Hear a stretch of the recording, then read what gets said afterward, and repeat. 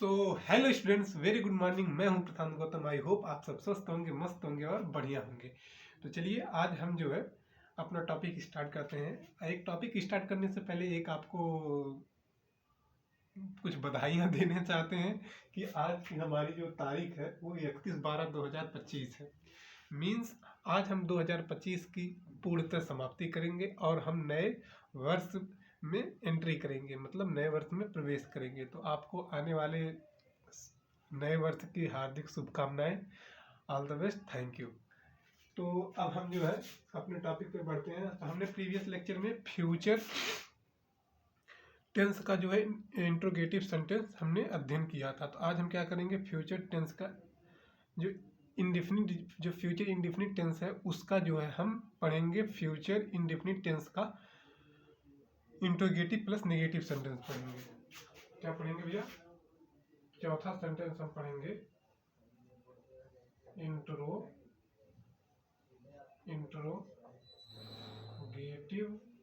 Plus negative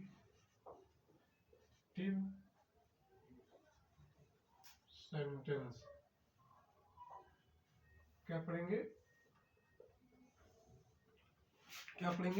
interrogative plus negative sentence. अगर इसको हम कहें ऐसे, तो इसको अगर ऐसे कहना हो तो इसको हम कह सकते हैं कि जहां पर ऐसे नॉट दिया हो और क्वेश्चन मार्क दिया हो। ठीक, यहाँ पर या तो ऐसे इसी प्रकार से, सॉरी, ये आप ऐसे समझिएगा कि जहां पर क्या दिया हो, क्वेश्चन मार्क दिया हो और नॉट दिया हो, वहां पर हम क्या कहेंगे? जहाँ पर क्वेश्चन मार्क दिया हो और नॉट दिया हो, वहां पर हम क्या कहेंगे? वहां पर हम ये कहेंगे कि ये जो है इंट्रोगेटिव प्लस नेगेटिव सेंटेंस है। ठीक, इंट्रोगेटिव प्लस नेगेटिव सेंटेंस है। मीन्स इसमें क्या रहेगा, इसमें क्वेश्चन मार्क भी रहेगा और उसमें नॉट भी रहेगा। क्या रहेगा? क्वेश्चन मार्क भी रहेगा और उसमें नॉट भी रहेगा। तो जैसे आप इसमें देख लीजिए कि क्वेश्चन मार्क और नॉट कैसे रहेगा। उसका बेसिक स्ट्रक्चर अगर हमको बनाना हो तो हम कुछ इस प्रकार से बनाएंगे। बेसिक स्ट्रक्चर मतलब कि जिसमें क्वेश्चन मार्क हो और नॉट हो, तो उसका जो एक फार्मूला होता है उसको हम लिखने जा रहे हैं, जिसको हम कुछ इस प्रकार से लिखेंगे। जैसे पहले हेल्पिंग वर्ब हो जाएगा। ठीक, हेल्पिंग वर्ब एक चीज और समझिएगा, यहाँ पर चाहे क्वेश्चन वर्ड आएगा, ठीक, ऑब्लिक में। अगर ये क्वेश्चन वर्ड नहीं आ रहा है तो हम यहाँ से स्टार्ट करेंगे, मतलब कि विल उसके बाद जो है ये आप इसको एडिशनल में रखिएगा, एडिशनल में इसको एडिशनल में। अब यहाँ से मेन यहाँ से स्टार्ट हो जाएगा विल, और उसके बाद हो जाएगा क्या? शैल। फिर उसके बाद क्या हो जाएगा? सब्जेक्ट। फिर उसके बाद क्या हो जाएगा? Will, shall, subject. फिर उसके बाद यहाँ पर नेगेटिव सेंटेंस, वर्ब और सब्जेक्ट और वर्ब के बीच में हमेशा हम नॉट का प्रयोग करते हैं। तो यहाँ पर नॉट हो गया। फिर उसके बाद क्या हो जाएगा? वर्ब की फर्स्ट फॉर्म। फिर क्या हो जाएगा? ऑब्जेक्ट। ये हमारा क्या हो गया? हमारा भैया ये बेसिक स्ट्रक्चर ये तैयार हुआ। ठीक, ये क्या हुआ? बेसिक स्ट्रक्चर ये हमारा तैयार हुआ। अब हम क्या करेंगे? अब हम इसी के बेसिस पे ट्रांसलेशन करेंगे। आई होप आपको ये बेसिक स्ट्रक्चर आपको समझ में आ रहा होगा। ये हमारा बेसिक स्ट्रक्चर कुछ इस प्रकार से है। ये बेसिक स्ट्रक्चर कुछ इस प्रकार से हमारा है। ये बेसिक स्ट्रक्चर कुछ इस प्रकार से है। ठीक, ये समझिएगा कि विल, शैल, सब्जेक्ट, फिर नॉट, फिर वर्ब की फर्स्ट फॉर्म, फिर ऑब्जेक्ट। अब यहाँ पर ये जानिएगा कि प्रेजेंट, फ्यूचर, इंडेफिनिट टेंस की अगर हमको पहचान करनी है तो वाक्य के अंत में गा, गी, गे आदि शब्द आते हैं तो वो फ्यूचर इंडेफिनिट टेंस हो जाता है। इसकी अगर हेल्पिंग वर्ब की अगर हम बात करें तो इसमें हो जाएगा विल और शैल। अब शैल का प्रयोग कहाँ पर करेंगे? आई और वी के साथ हमेशा हम शैल लिखते हैं, और बाकी जितने भी नाउन प्रोनाउन होते हैं उसके साथ हम विल का प्रयोग करते हैं। ये इतना अगर आप ध्यान में रखेंगे तो आपका सेंटेंस कभी भी गलत नहीं होगा। तो चलिए, अगर हमको ट्रांसलेशन करना है तो क्या तुम मेरा इंतजार नहीं करोगे? अब अगर हमको ट्रांसलेशन करना है, क्या तुम मेरा इंतजार नहीं करोगे, तब इसका अगर हमको ट्रांसलेशन करना है तो चलिए हम इसको देखते हैं कि पहला सेंटेंस, क्या तुम मेरा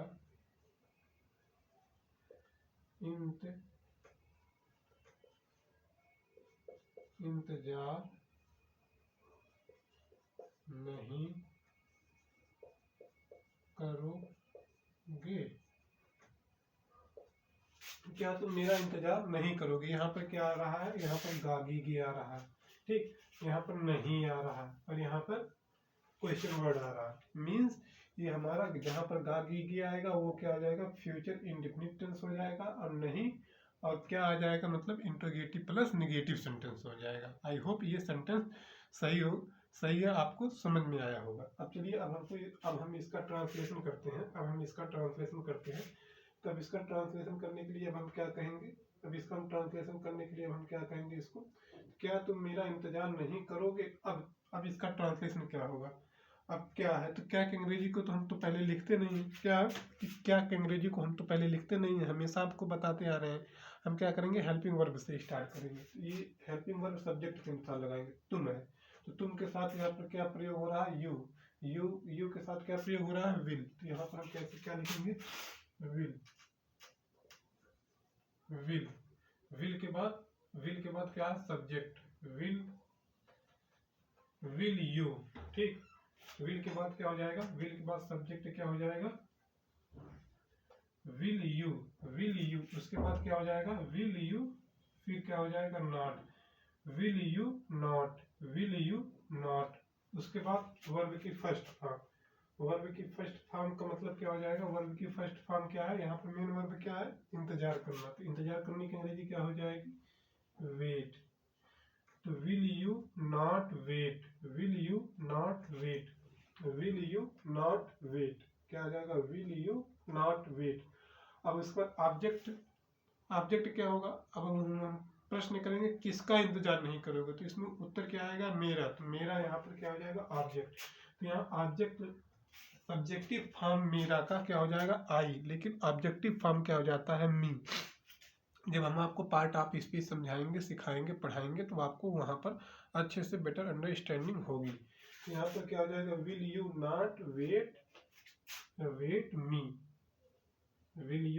वेट मी, तो ये हमारा सेंटेंस कुछ ऐसे कंप्लीट हुआ। मतलब कि क्या तुम मेरा इंतजार नहीं करोगे, तो विल यू, यहाँ पर इसको विल को कैपिटल कर लीजिएगा, विल यू नॉट वेट मी, ठीक।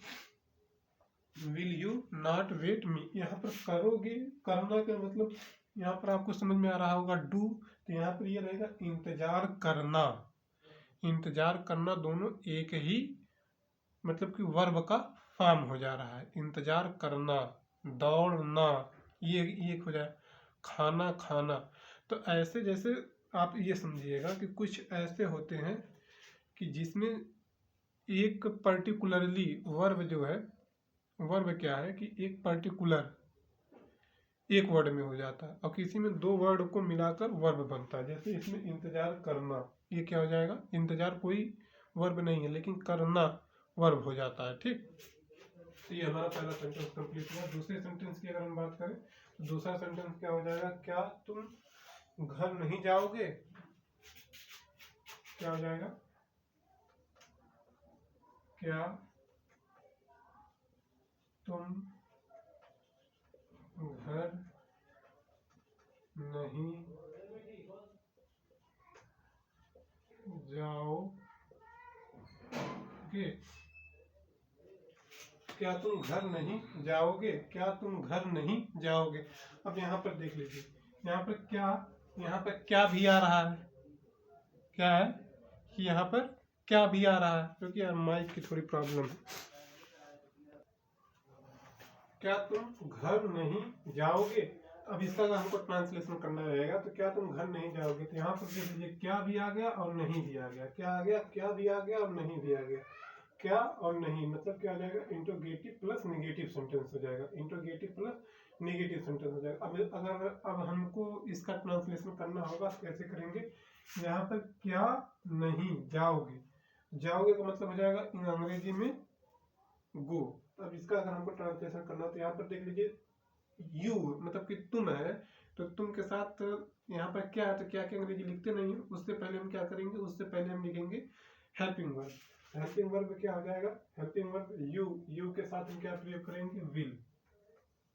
तो विल, अरे यार ये चल भी नहीं रहा है, विल विल यू, क्या हो जाएगा, will you, will you, will you, फिर उसके बाद सब्जेक्ट हो गया यू, फिर उसके बाद not, will you not, will you not, will you not, will you not, ठीक, विल यू नॉट हो गया। फिर उसके बाद क्या हो जाएगा, फिर उसके बाद वर्ब की फर्स्ट फॉर्म, फिर वर्ब की फर्स्ट फॉर्म क्या हो जाएगी, मतलब वर्ब की फर्स्ट फॉर्म में जाना, जाना का अंग्रेजी क्या हो जाएगा, गो। अब कहाँ कहाँ जा रहा है, घर की तरफ जा रहा है, गो टू।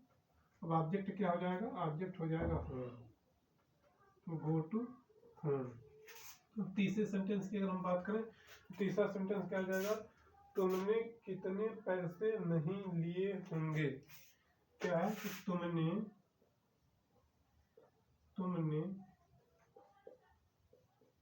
कितने पैसे नहीं लिए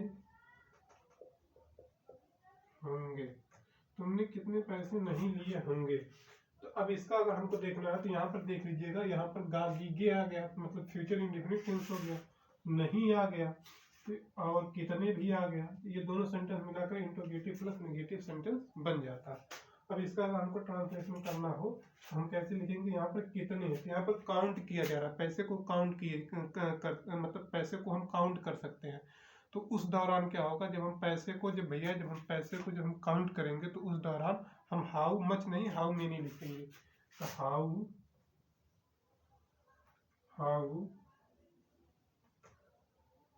मेनी, हाउ मेनी, ठीक, हाउ मेनी क्या हो जाएगा, यहाँ पर इसकी अंग्रेजी लिखनी है हाउ मेनी, फिर उसके बाद क्या हो जाएगा, हाउ मेनी के बाद ये क्वेश्चन वर्ड, फिर उसके बाद जो है हम हेल्पिंग वर्ब का इस्तेमाल करेंगे। तो हेल्पिंग वर्ब क्या हो जाएगा, तुमने की अंग्रेजी क्या हो जाएगा, तुम के साथ हम क्या लिखेंगे, विल, हाउ मेनी विल, उसके बाद क्या हो जाएगा, you, how many will you, how many will you, how many will you, उसके बाद क्या लिख देंगे, हाउ मेनी विल यू, मतलब सब्जेक्ट के बाद फिर क्या हो जाएगा, नॉट, फिर सब्जेक्ट के बाद नॉट, फिर उसके बाद how many will you not, और फिर how many will you not, फिर मेन वर्ब क्या हो जाएगा, लिए होंगे। तो लिए होंगे का मतलब क्या हो जाएगा, टेक्स, टेक, या हम टेक ही कहेंगे। तो हाउ मेनी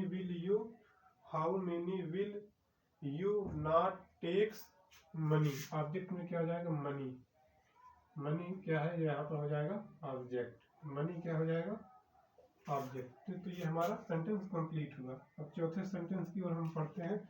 चौथा सेंटेंस क्या हो जाएगा, हम कल कहाँ नहीं जाएंगे। चौथा सेंटेंस क्या हो जाएगा कि हम कल कहाँ नहीं जाएंगे। चौथा सेंटेंस क्या हो जाएगा भैया कि हम कल कहाँ नहीं जाएंगे, क्या हो जाएगा कि हम कल कहाँ नहीं जाएंगे। तो इसका ट्रांसलेशन अगर हमको करना रहेगा तो यहाँ देख लीजिए, कहाँ आ रहा है और नहीं आ रहा है, तो ये हो जाएगा इंट्रोगेटिव प्लस नेगेटिव सेंटेंस। अब इसमें गे आ रहा है मीन्स हो जाएगा फ्यूचर इंडेफिनिट टेंस। इतना आपको समझ में आया कि ये मतलब जो सेंटेंस हमने जो बनाया है वो सही है। अब हमको इसका ट्रांसलेशन करना रहेगा। तो यहाँ पर देख लीजिए, ये जो क्वेश्चन वर्ड वाला जो वाक्य है, तो क्वेश्चन वर्ड वाला वाक्य जो है, यहाँ पर क्या है कि यहाँ पर वर्ड के बीच में है, तो इसकी अंग्रेजी को हम सबसे पहले लिखेंगे। ठीक, तो कहाँ की अंग्रेजी क्या हो जाएगा, वेयर, कहाँ की अंग्रेजी हो जाएगा, वेयर। अब उसके बाद हम क्या है, हम की अंग्रेजी क्या हो जाएगी, वी, और वी के साथ हम क्या प्रयोग करते हैं, shall, where shall, where shall. फिर उसके बाद जो है यही रूल अप्लाई करेंगे। जहाँ पर क्वेश्चन वर्ड जैसे बीच में आ जाएगा तो यहाँ पर ये पूरा अपना लिखेंगे, जहाँ पर क्वेश्चन वर्ड पहले आ जाएगा यहाँ से स्टार्ट करेंगे, बस इतना ही रहता है। तो जो है वेयर सैल, अब उसका सब्जेक्ट क्या हो जाएगा, सब्जेक्ट हो जाएगा वी, वेयर सैल वी। उसके बाद सब्जेक्ट के बाद क्या है, not, where shall we not. फिर वर्ब की फर्स्ट फॉर्म में क्या हो जाएगा, वर्ब की फर्स्ट फॉर्म में जाएंगे मतलब गो ये हो जाएगा वर्ब की फर्स्ट फॉर्म। उसके बाद क्या हम लिख देंगे, उसके बाद हो जाएगा to go to tomorrow. Go to कल की अंग्रेजी, आने वाले कल को हम क्या कहते हैं भैया, एक देख लीजिए, जो बीता हुआ कल होता है उसको हम यस्टरडे कहते हैं। जो आने वाला कल है, जैसे आने वाला कल जो है, कल तो 2026 लग जाएगा, तो उसको हम क्या कहेंगे, वो टुमारो होगा। आज के लिए टुडे, कल के लिए टुमारो, बीते हुए के लिए यस्टरडे। टू मारो, ठीक, टुमारो क्या हो जाएगा, टू मारो। थोड़ा सा हमारा मार्केट नहीं चल रहा, आपको स्पष्ट समझ में आ रहा होगा। तो where shall we not go to tomorrow, तो ये हमारा क्या हुआ, ये हमारा सेंटेंस बनकर तैयार हुआ, मीन्स हमारा सेंटेंस कंप्लीट हुआ। तो आज हमने किसकी समाप्त, मतलब आज हमने किसको बाइंड अप कर दिया था, कर दिया हूँ। आज हम फ्यूचर इंडेफिनिट टेंस जो था वो अच्छे से आपको समझाकर सिखाकर उसकी आज समाप्ति है। तो all the best, best of luck. या प्लीज़ आप अगर हमारे वीडियो को देख रहे हैं तो प्लीज़ यार वीडियो को लाइक कर दीजिएगा, चैनल को सब्सक्राइब कर दीजिएगा और शेयर करना मत भूलिएगा। थोड़ा यार इस ठंड में थोड़ी सी मेहनत अगर आपको लग रही है कर रहा हूँ तो प्लीज़ यार इतना कर दीजिएगा। और आने वाले 2026 की फिर से आप सभी को हार्दिक शुभकामनाएं। आपका जो आने वाला वर्ष है वो शुभ हो, मंगलमय हो और आप उसमें वृद्धि करें यही मेरी कामना है। चलिए, ऑल द बेस्ट।